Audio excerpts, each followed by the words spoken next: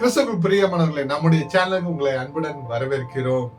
இன்று நாம் தியானிக்க போகின்ற தேவனுடைய வார்த்தை நம்முடைய விசுவாச வாழ்க்கையை அடுத்த நிலைக்கு கொண்டு செல்ல போகிறது. ஆமென்.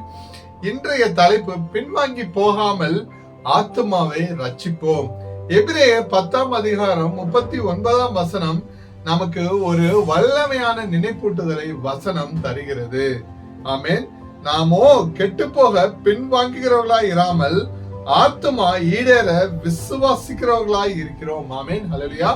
கிறிஸ்துவுக்குள் பிரியமானவர்களே, நம்முடைய வாழ்க்கையில் பல நேரங்களில் சோதனைகளும் போராட்டங்களையும் வரும்போது இதோடு எல்லாவற்றையும் நிறுத்தி விடலாமா அல்லது விட்டு விலகி விடலாமா என்ற எண்ணம் நமக்கு தோன்றுகிறது. ஆனால் வேதம் நம்மை பார்த்து இவ்வாறாக கூறுகிறது, நாம் பின்வாங்கி போகிறவர்கள் அல்ல, நாம் விசுவாசத்தில் நிலைத்து நிற்கிறவர்கள் என்று. ஆமென். வாழ்க்கையில் சோதனைகள், தாமதங்கள், காத்திருப்புகள், மனசோர்வுகள் வரலாம். ஆனால் தேவன் நம்மை பின்வாங்க அழைக்கவில்லை. எனக்கு பிரியமானவர்களே, மாறாக விசுவாசத்தில் நிலைத்திருக்க அழைத்திருக்கிறார். இன்று நீங்கள் களைப்பாக இருந்தாலும் ஜெபத்தை நிறுத்தாதீர்கள்.